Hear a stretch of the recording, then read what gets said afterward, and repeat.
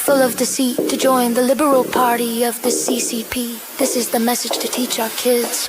Laughable now. Mark Carney showed you across the floor. Please tell me how you can keep your seat next year, NDP. Traitor. Disgusting dirtball, revote now. I voted PC, not Liberal. She just joined the WEF. Carney and China, you should practice what you preach. Enjoy your last term. Democracy has fallen. The reactions to your post-WAT waffle ratio. Celebrating, this is wild. You should be fired. Dictator carnage. I've been wanting higher costs and less freedoms. How do you sleep at night? It's called treason. This is the best psyop ever. More like a movie, like everything scripted.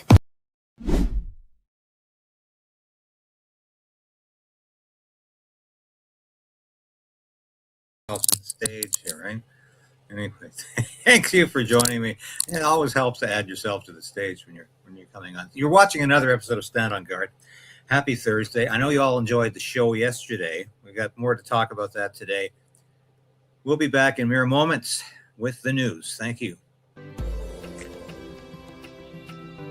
The Prime Minister lied and his minions continue to lie. Your home is your castle. We're calling on the government to introduce and immediately pass the Stand on Guard law. But we also need to resolve to resist.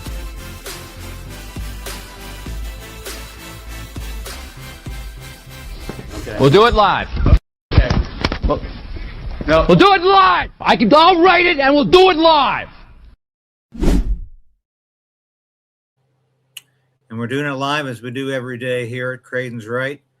Stand on Guard. Thank you for watching today.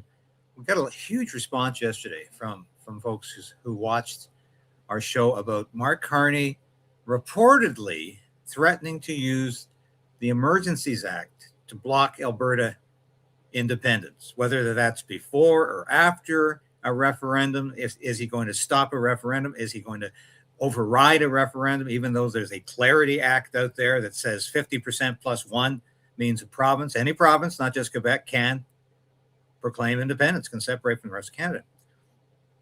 So this is a bit of a mystery.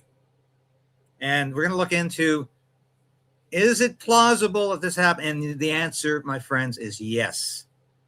It's entirely plausible. And we'll be talking about Mark Carney's latest financial fiasco in a minute. But let's have a look at my X here. And of course, yes, we'll be looking at this in a minute.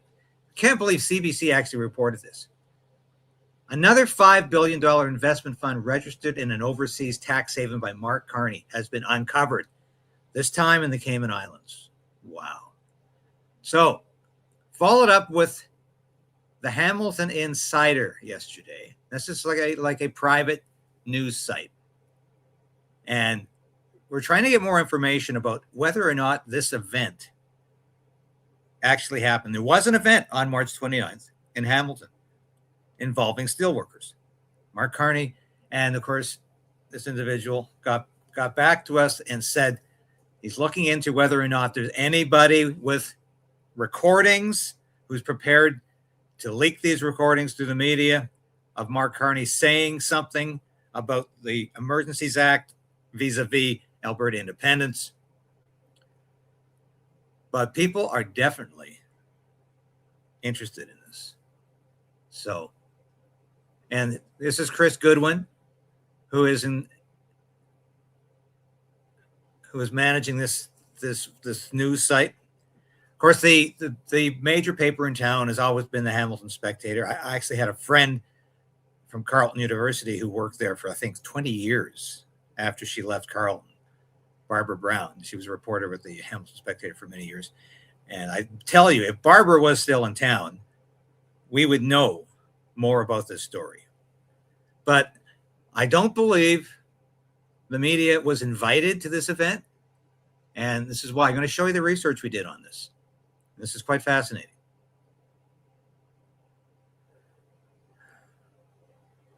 Quite fascinating. Of course, it would help to get this up. Sorry. Let's try again. All right. Here's what happened. Main event. Visit to or Keller Mittal Dofasco Steel Mill. It used to be called Dofasco Steel Mill. Now, the individual that contacted Jeff Rath, and Jeff Rath is the one who really first raised the profile of the story. This individual said he or she, we don't know what the gender of this individual is an employee at Stelco. Now, it's quite possible Stelco workers were also invited to this sort of a town hall at Dofasco. Very common when the prime minister visits a town. Workers are often ordered to show up like you are at a high school assembly or an elementary school assembly. You know how it was. The announcement comes over. This is the principal. All pupils will appear before, well, in the gymnasium at 2:30 or 12 noon or whatever it was this afternoon. Or the teacher would say, okay, we're all going over to the assembly. This is exactly what happens when prime ministers basically order plants, especially steel plants, to just bring their workers to an event. Now, this happened in the Dofasco cafeteria. Now, there are loads of workers here, so we're talking a massive cafeteria. Think of the cafeterias you see in a prison. That's how big these places are. So easily, Mark Carney could have gone there, delivered some remarks. As he says, he gave remarks emphasizing support for Canadian steel industry, the importance of domestic production. We can't build Canada strong without Canadian steel, and addressing challenges like the U.S. tariffs. He was joined by Liberal MPs, officials, and plant leadership, including CEO Ron Bedard, Dofasco CEO. The visit occurred in the afternoon. No major formal announcement or press conference release appears to have been issued by the Prime Minister's office specifically for this date. Can't find anything on the PMO website. It's like this event never happened. Photos and coverage confirm the location and details, with Carney speaking directly to workers about keeping the industry competitive and building big with Canadian steel. As we said, no official PMO, Prime Minister's Office news release, or full daily itinerary was published for March 29th, 2026. Go to the website yourself, pm.gc.ca. Nothing there. It appears to be like a working factory tour style visit rather than a formal public event with a dedicated readout. So I don't for a minute doubt Mark Carney visited the steel plant. So we've established that. And I'm sure other steel workers in town, Hamilton is like Pittsburgh, Pennsylvania. It's Steel Town, Canada. And take steel out of Hamilton and there wouldn't be a city there anymore. And anyone that's ever visited Hamilton, you can see the evidence of the steel factories quite literally. So there were some reports. CHCH News, the local Hamilton TV, mentions Carney and Hamilton that day, including the Dofasco stop in the afternoon. No details provided. There's Instagram posts from Liberal MPs, propaganda based. I'm not going to show those to you. It's just Liberal MPs taking credit for something they can't take credit for, which is allegedly saving Canada's steel industry when they are actually watching Canada's steel industry fold. So that's an update to this. We are going to continue to ferret out information about this event. They can't keep this secret, people. Not in the age of the internet, social media.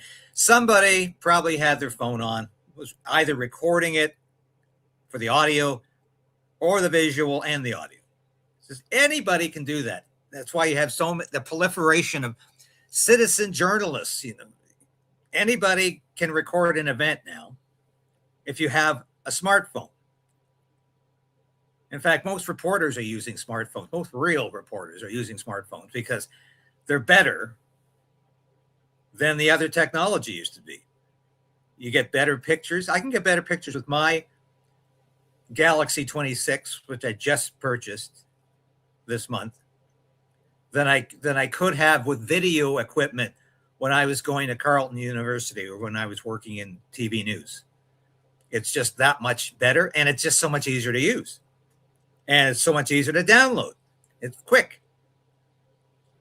I tell you this, it used to be really hard to transpose video from your camera to a story. It was hard to edit on old VHS tape. Very hard. It was an arduous procedure. I hated it. Very easy now to edit. Anybody, any fool can edit digital tape now. So don't tell me that nobody was there. It's just going to be a question of who has the balls, who has the guts. Sorry, I don't like my language to descend. Who has the guts to get this out there? I'm going to ask Jeff Rath today if he can get back to his contact in Hamilton and see if there's a possibility of getting this on tape. Because remember I showed you this yesterday? Let's listen to this again. And something that my government is going to do is to use all of the powers of the federal government, including the emergency powers of the federal government, to accelerate the major projects that we need in order to build this economy and take on the Americans.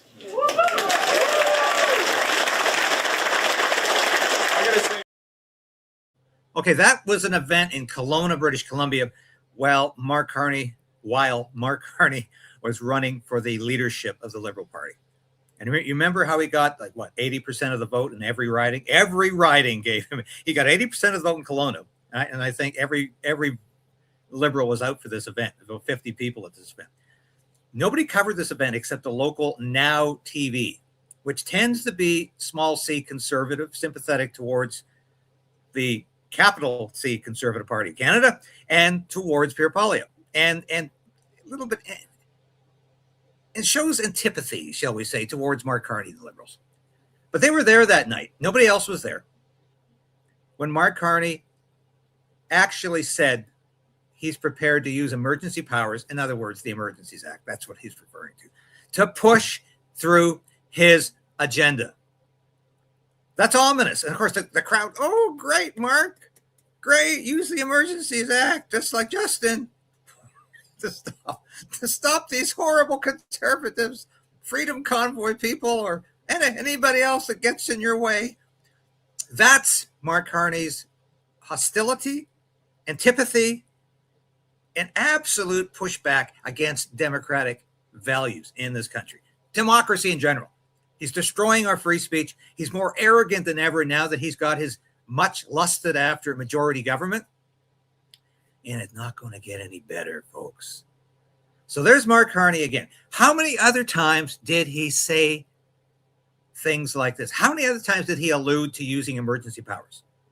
We'll never know, because if the media, friendly media, were at these events, and at most of these events, the media wasn't even allowed.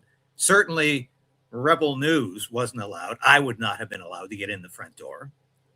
In fact, we saw many times Rebel News reporters trying to get into events in Toronto and other places, and they were barred at the door. So friendly media were allowed sometimes, but most times there were no media at these events. So unless there's a malcontent out there who says, I don't really think it's a good idea to use the emergency powers to crush democracy or to stop people from making decisions about their future, there could be more tape out there. But I'm telling you, if there's anything out there about this event in Hamilton, it will surface. And I have been telling you all week, Mark Carney is continuing to go after Conservative MPs. We saw what happened to Billy Morin, Edmonton Conservative MP. He said that that Liberals literally texted him and said, come on over to the dark side, Billy. Yeah. That's what happened. And they're continuing to solicit, to shop for Conservative MPs. Why? Because they want to absolutely denigrate and destroy Pierre Poilievre. That's what this is about right now. They don't need any more MPs for a majority. They've got a safe majority. So why do they want 7 or 8 more members of parliament, as they told MP Morin? Because they want to humiliate Pierre Poilievre to the point where he says, I just can't stand this anymore. These daily questions about my leadership. I'm just going to pull the plug. because Mark Carney knows the only real opponent he has in the House of Commons is Pierre Poilievre. I know Pierre Poilievre is not a perfect conservative. I know some of you say Pierre Poilievre is part of the Uniparty. The difference is the Uniparty, you can argue there's a Uniparty, but at least we still have an official opposition. At least we still have opposition parties, and we're not a one-party state. We're not literally a one-party state. And it took Andrew Coyne this week to point that out for a lot of the mainstream media readers and watchers, to say, hey, you know, we do need an opposition in a democracy, because if you don't have an opposition, you don't have a democracy. You don't have anybody holding the government to account. And of course, as we'll see shortly, the government does not want to be held to account on anything. It's absolutely frightening. So let's have a look at the CBC story, because I am absolutely amazed that they reported this. Absolutely.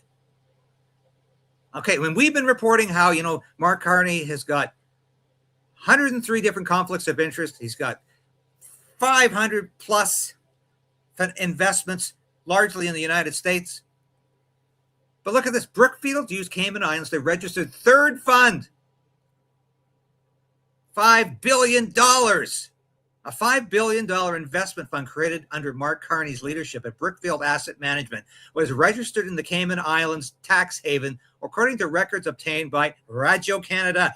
Oh, it's Radio Canada. The French CBC dug this up. Radio Canada tends to be a little tougher on the government, on Mark Carney, than the English CBC. I don't know why that is. Maybe there's just more principled reporters there. But clearly, there's something good going on here. That's in addition to two other funds totaling $25 billion that were registered in Bermuda, another offshore tax haven, when the Liberal leader was on the firm's board of directors from 2020 to 2025. So here's the guy saying, taxes for thee, but not for me. He's hiding his money. He's hiding Brookfield's money in offshore tax havens. And there's more. How much more is there? And there are, you know, and CBC has to point out in all three cases, the structures are legal, respect international tax standards, and are commonly used by investment firms. Here's their disclaimer. However, are they commonly used by prime ministers? By a man who wanted to be prime minister?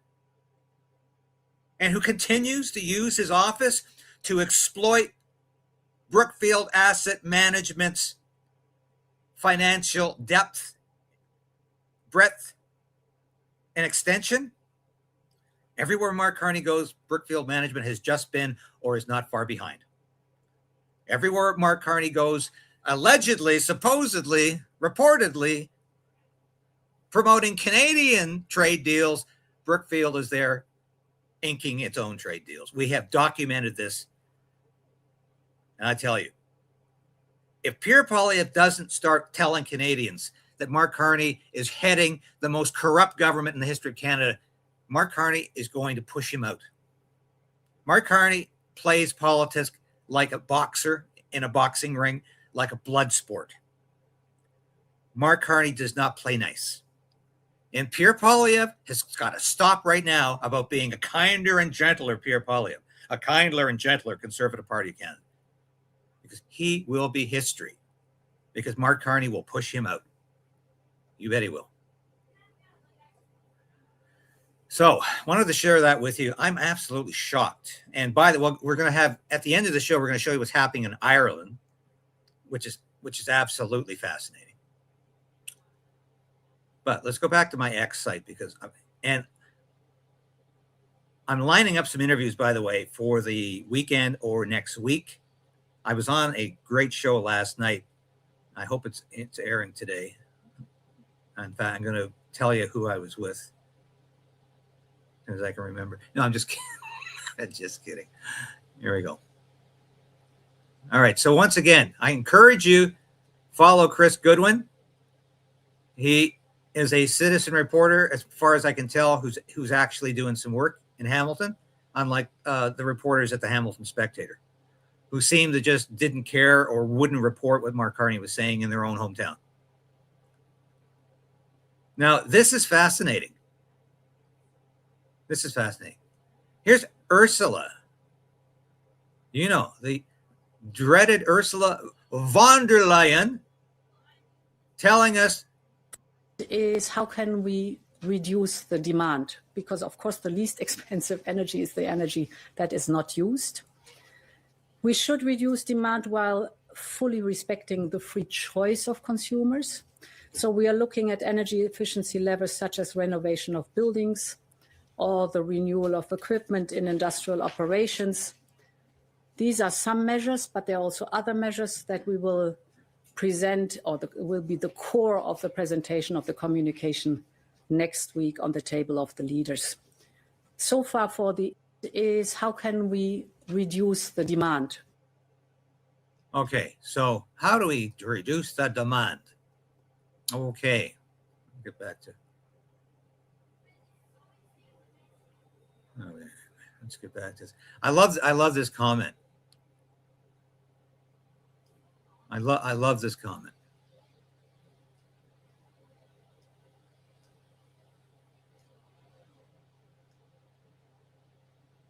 From Eva Lardenenbroek. What's next? Don't breathe? And apparently about half of Canadians want to join the European Union. Why? It's a parasitical organization that sucks the lifeblood out of the European countries. There's layers and layers of more bureaucracy. It does absolutely nothing to enhance their lives except take their money. So why do we want to join this? Oh, it's because of trade. Except Europe doesn't want to trade with Canada. They don't want our canola oil. They don't want our products. So it's all about power. And I've got to ask you this, Glenn Greenwald, excellent reporter. Why does Trump now want to have domestic spying powers? You remember these? Remember the FISA requirements? Why does Donald Trump want the National Security Agency to have the powers to spy and survey us? Because that's exactly what happened to Donald Trump when he was running for office in 2016. Barack Obama sicked the FBI on him to suggest he was somehow in cahoots with Russia and was in daily contact with Vladimir Putin and was getting cash. It was a hoax. And reputations were smeared and ruined because of that. So why is Donald Trump now supporting that? Scary. I don't know if you ever watched Candace Owens, but her take on Erica Kirk is quite fascinating. Why did Erica Kirk drop out of this TP Turning Point USA event in Georgia the other day? Because nobody went. It had nothing to do with security issues. The auditorium was about 25%, and that's generous, filled. Now this is fascinating. Did you know Mark Carney's funding Ukrainian veterans? Doesn't give a damn about Canadian veterans, but he's got a fund for Ukrainian veterans. Why? Because Brookfield has significant investments in Ukraine, especially in nuclear reactors. No. Want to get to the top of the page here. I got some more stuff up here that Rachel Thomas.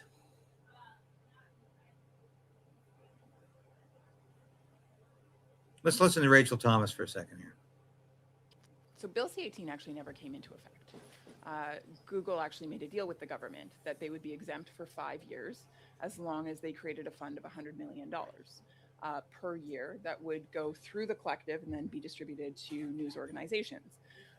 So interestingly enough, Bill C-18 was a flopped bill and ends up being shelved because. So this is another attempt by the Liberal government to control journalism, to control journalists through a Canadian Journalism Collective. Does that sound ominous or what?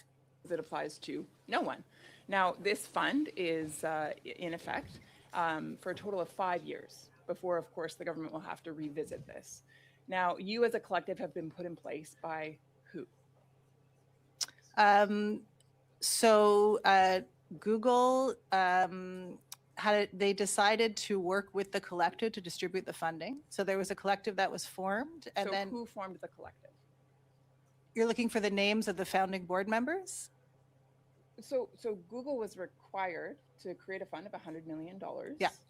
And they decided that an entity called a collective would be responsible for rolling out that money. Who put that collective in place? Who was the initiator of the terms of reference? So there was a collective that formed, But and they put in a. didn't just appear out of nowhere. Who formed that collective? It wasn't the law. I think that what I'm trying to answer your question, but essentially, there was several proposals that Google received in terms of how they would be administering the funding. One of the proposals was put together by a group of journalists, of news producers, that formed a collective. Google ended up choosing this collective. So these founding board members, and I'm happy to send you the list of names if you like, following this session. They created the organization, they incorporated a not-for-profit, they set up the governance structures, and then an elected board was put into place to represent the entire news sector, and the founding board termed out. And so the first meeting of the elected board was in April 2025, and that's who. So that's another example. And I want to play this for you because I was alluding to Andrew Coyne. Andrew, the fact is, as Catherine points out, that this majority was secured, let's be honest, primarily through the 5 floor crossers, and these 2 by-elections are sort of what clinched them, pushed them over the edge. Is there any question there, not around the actual legitimacy of the majority, but how that looks to Canadians, and whether there is any discomfort with the way this majority has come about, or is the Prime Minister simply too popular and so it doesn't really matter to voters? I think it ought to be disquieting to people because we don't really know what their motives were. If it was just because they were afraid of losing their seats, that's venal, but it's understandable. But were they offered something? Were they offered jobs? We don't know. We had the other possible motive put forward by Marion Gladue, who said, well, she noticed that government ridings tended to get more government spending than opposition ridings. Well, if that's the argument, then why should anybody be in the opposition? And we feed this, I think, we in the media, when we talk about, oh, these poor opposition members, they don't want to sit in opposition for 3 long years. Opposition members actually do useful work. They're holding the government to account. They're exposing government wrongdoing. They're making ministers answer for their portfolios. Government side MPs, their basic job, whichever party's in power, is just to wave things through. It's to be a voting machine. So let's not devalue the role and importance of opposition MPs in our system of government. And this sort of thing, beyond, of course, betraying the trust of the people who voted for these MPs to represent a particular party, it just calls into the whole system. It makes it to some degree of disrepute. Well said, Andrew. Well said. And this is fascinating. Here's Melanie Joly explaining that the Liberal victories in these by-elections are attributable to the changes in demographics, which, of course, the Liberals are responsible for.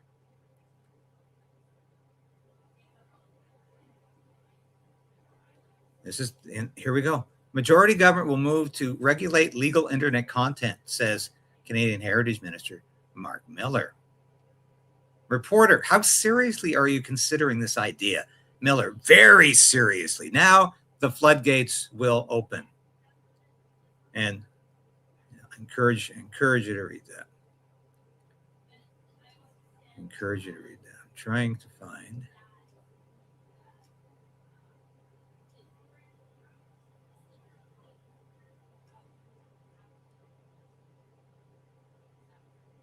This is fascinating. I encourage you to watch Tucker Carlson's show last night, because he asked, why was the background on this infamous Donald Trump as Jesus post from Truth Social, why was it changed? Because there's supposed to be a military guy in this trio behind Donald Trump. Somebody changed the middle figure to a demonic figure, and a lot of people think it's Baal, the ancient pagan god. So I encourage you to have a look at that. I'm not going to go into too much detail about it. Now, this is absolutely fascinating. Pete Hegseth, who claims to be an evangelical Christian, quotes what he says is a Bible verse from Seesaw 25:17. Now, anybody who calls himself an evangelical Christian would know that Seesaw is not one of the 66 books of the Bible. It's not even in the Apocrypha, which is the Catholic Bible. It's in nobody's Bible. It was made up in a film, Pulp Fiction. But Pete Hegseth actually quotes this. We'll listen to it. He quotes this like it's actually in the Bible. So the prayer is Seesaw 25:17, and it reads, and pray with me, please. The path of the downed aviator is beset on all sides by the iniquities of the selfish and the tyranny of evil men. Blessed is he who, in the name of camaraderie and duty, shepherd the lost through the valley of darkness. For he is truly his brother's keeper and the finder of lost children. And I will strike down upon thee with great vengeance and furious anger those who attempt to capture and destroy my brother. And you will know my call sign is Sandy 1 when I lay my vengeance upon thee. And you will know my name is the Lord when I lay my vengeance upon thee. Wow. What can you say? Something stinks about this. And I love what the United Conservative Party of Alberta dug up on Alberta NDP leader Nahad Nenshi. He traveled to China on a trip bankrolled by the World Economic Forum and a Chinese government agency. Who does that sound like? He repeatedly billed taxpayers for trips to Davos and even accepted an all-expense-paid stay at the Rockefeller Foundation's retreat in Italy. Seeing him get this rattled when the facts are put in the record is something else. Good job, Daniel Smith, and your staff. The point is, she got the wrong facts because we disclosed everything. Well, Mr. Speaker, no one likes a hypocrite, and that's why I think it is important to put on the record that the member opposite accepted a 5-day trip to China paid for by the World Economic Forum and the China Center for Urban Development, a branch of the Chinese government. He also attended the World Economic Forum in Davos 3 separate times, 2013, 14, and 16, and he also attended a summit in Bellagio, Italy, paid for by the Rockefeller Foundation, Mr. Speaker. Wow. It just gets worse. Here is what I think is one of the stories of the week. I just saw this morning. You know how they're all saying, oh, in fact, Justin Trudeau posted the other day on X, this is a victory for democracy in Hungary. They got rid of this strong man, Viktor Orban. Yeah. But guess what? His opponent wasn't really an opponent. His opponent used to work with him as basically his executive assistant, chief of staff. So look at this. So the winner of the Hungarian election, this guy in the left, is actually in the same league as Viktor Orban. He wants less influence from the European Union. He wants less illegal mass migration into Hungary. He wants to get rid of the state broadcasters like the CBC. So Viktor Orban put one over on all the lefties, the wokes, and people like Mark Carney. Now this sort of ties everything together this morning, because this is fascinating. Just as the Carney government in Brookfield started routing Canadian pension funds, and we've been talking about how Mark Carney has put $2 trillion of Canadian pension funds on the block as leverage with his trade deals. Carney slashed funding for FINTRAC. This is the agency meant to stop offshore money laundering. Let's listen to this. We studied the fallout from the Panama Papers, one of the largest financial leaks in history. And what did we hear at that time? We heard that billions of dollars were being routed through shell companies, hidden in offshore jurisdictions, shielded from transparency, and in many cases beyond the reach of enforcement. We heard plain as day that Canada really had a problem, and not a small one, a structural one. So the agency at the center of that fight is FINTRAC. This is the body responsible for tracking suspicious financial transactions, identifying money laundering, and passing intelligence to law enforcement. It's literally the follow the money agency. So here's my problem. At the very moment when financial crime is becoming more sophisticated, when we're dealing with fentanyl trafficking, organized crime, sanctions evasions, international capital flows, we're now talking about cuts to FINTRAC. Cuts. So I just want to connect it to something a little bit more recent. So we've seen repeated concerns about Canadian money, pension money, investment capital flowing through offshore jurisdictions like Bermuda or the Cayman Islands. And we know that Brookfield, who our Prime Minister is linked to, has investment structures involving offshore jurisdictions. To be clear, offshore structures are not automatically illegal, but that's exactly the point. That's what we learned from the Panama Papers, that the issue isn't always illegality, it's lack of transparency. Now, it's the ability to move money through complex structures where ownership is obscured, tax obligations are minimized, and accountability becomes optional. And that's precisely the space that FINTRAC is supposed to monitor. So let me ask the obvious question. How can we possibly claim to be serious about financial transparency when we're making cuts to the very agency tasked with detecting suspicious financial flows? When it comes to the actual enforcement capacity, we're pulling back. It seems to me it's like installing a state-of-the-art alarm system and firing the security guard. Fascinating. And I love Dean Allison's comment here. One of the dumbest ideas floating around right now, Canada joining the European Union. This isn't a trade deal. This is surrender. So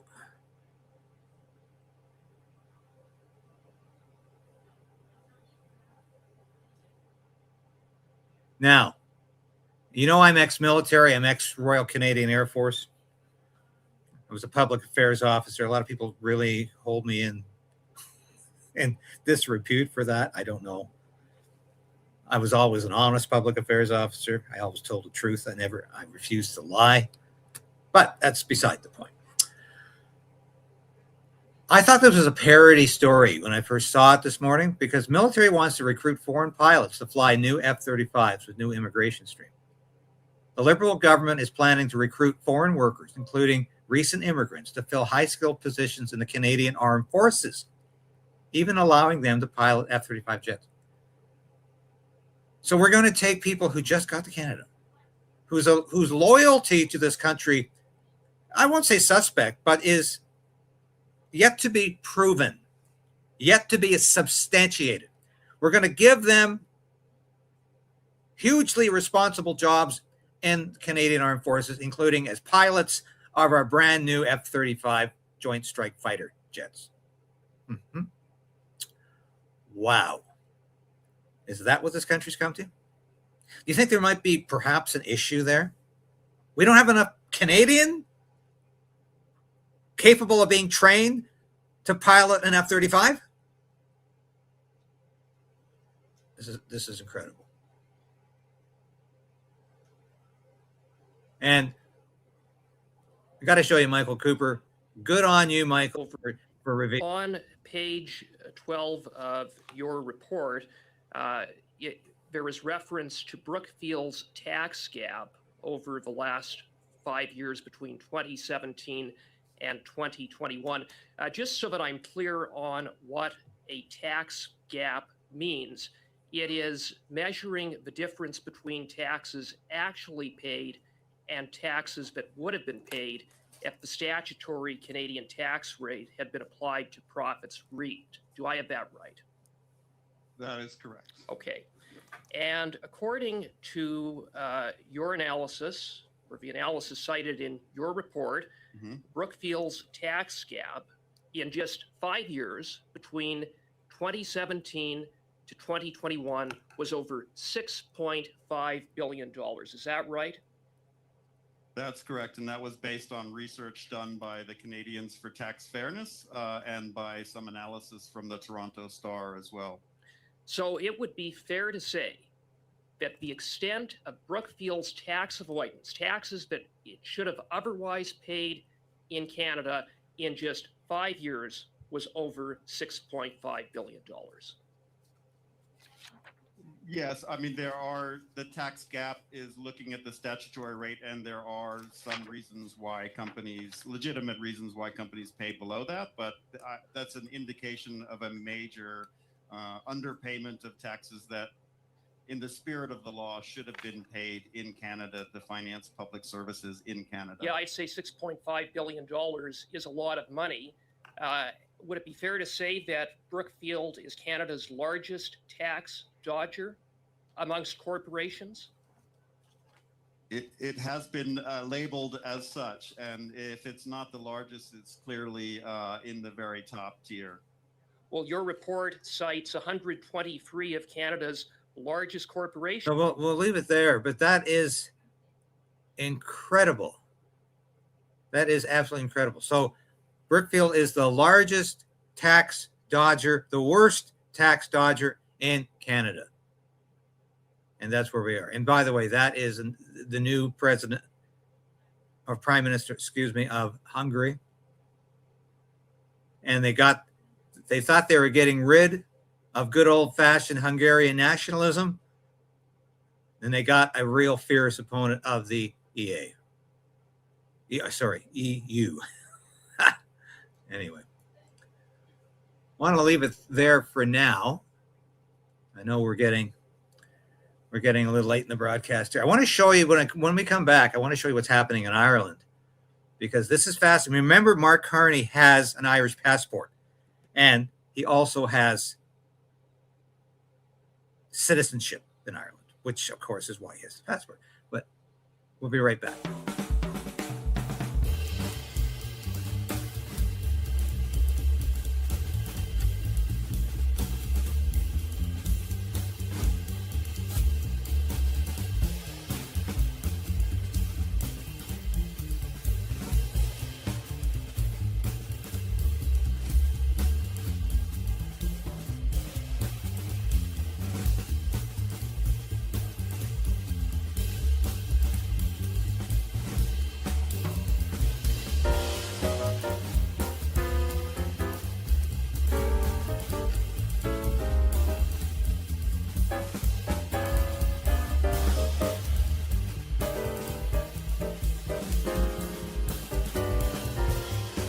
Who cares?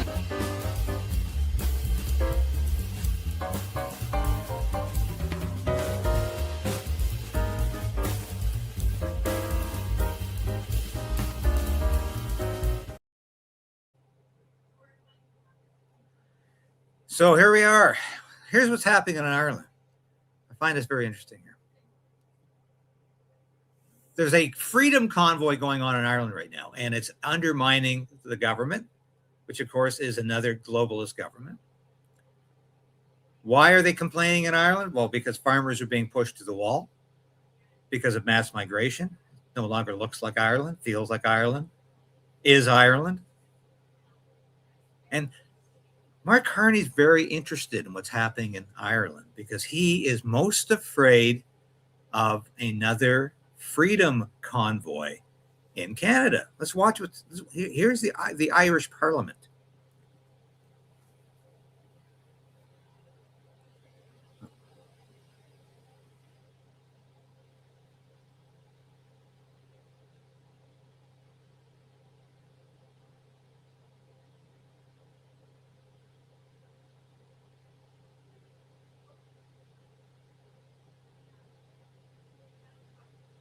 All right, I'm sorry about the sound there, but you can see from the subtitles, the Irish government is responding exactly like the Trudeau government responded to the Freedom Convoy. Bring out the tanks. How many tanks do we have in Ottawa?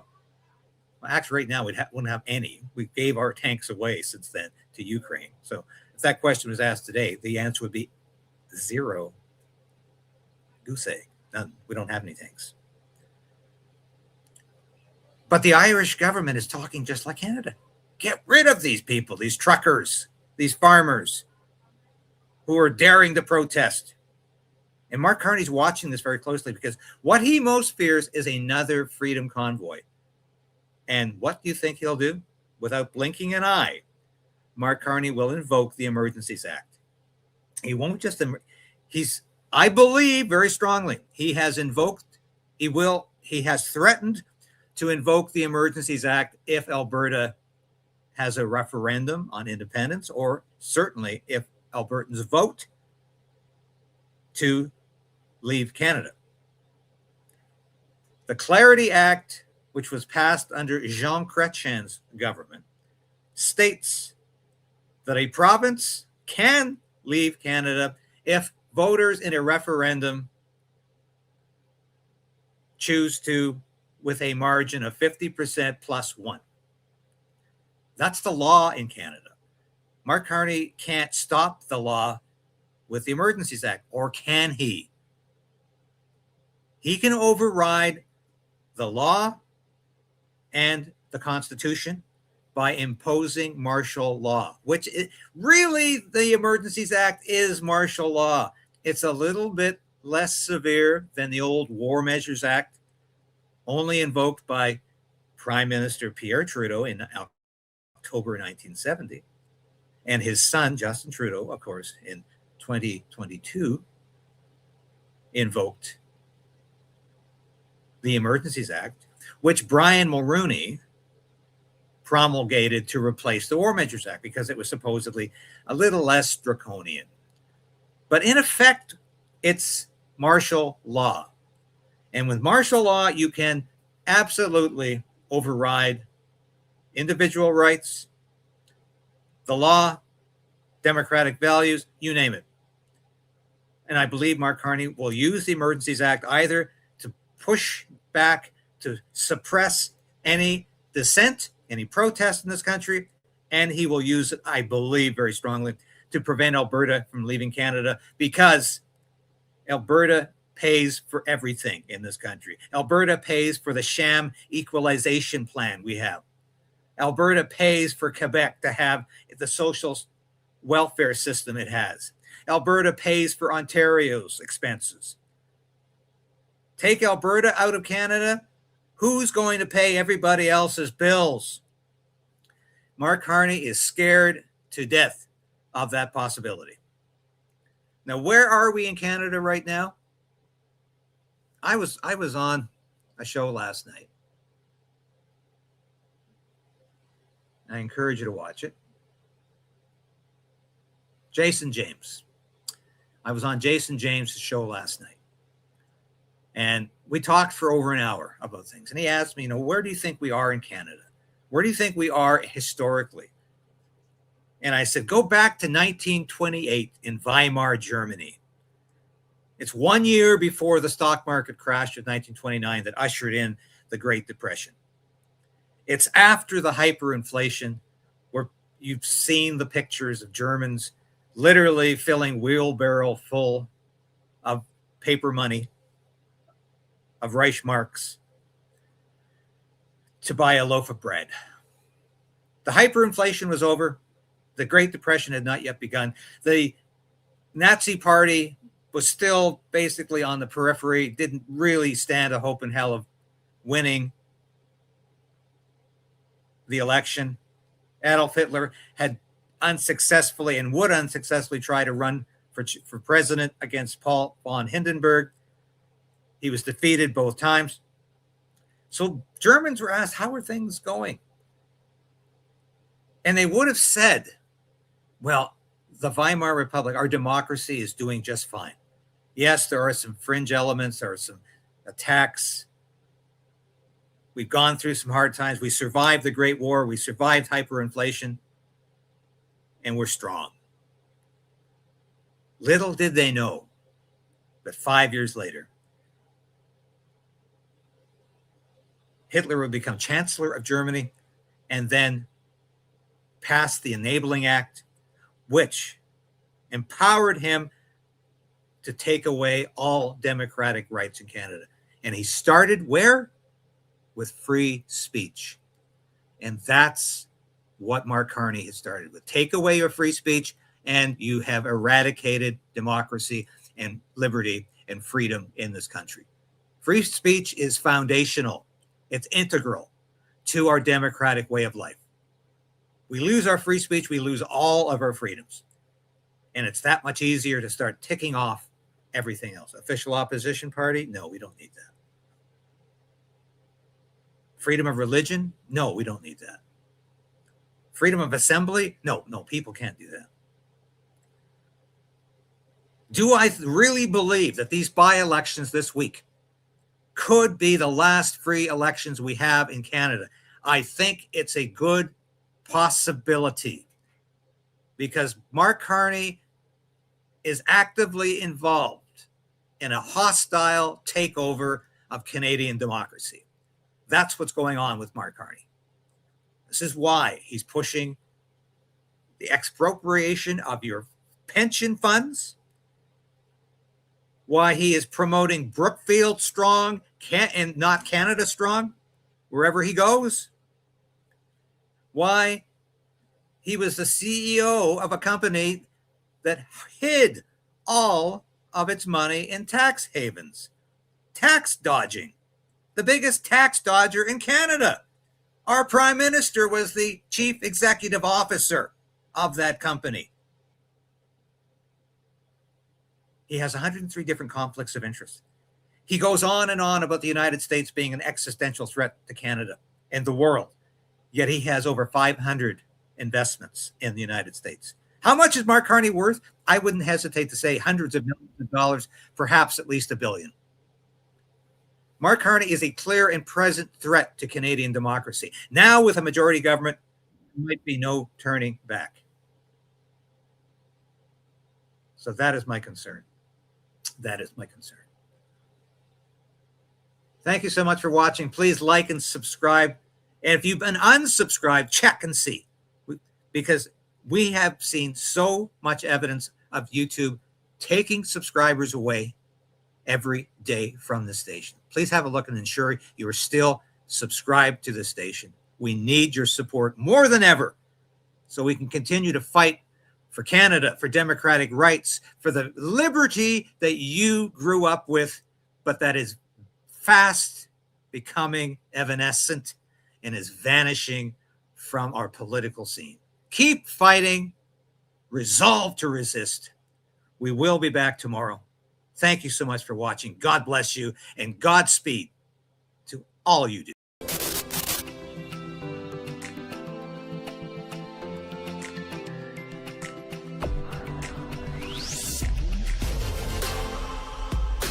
Thank you for sharing this station with your friends and family. Thank you for hitting that like button, because I tell you, we are fighting back in a way I've never had to before, because I'm going to keep this station on the air. I am going to keep fighting for freedom. I'm going to keep fighting for justice and truth.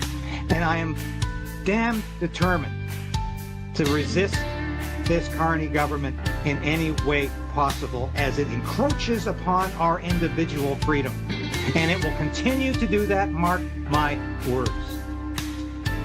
I'll be back again tomorrow. Same time, same place.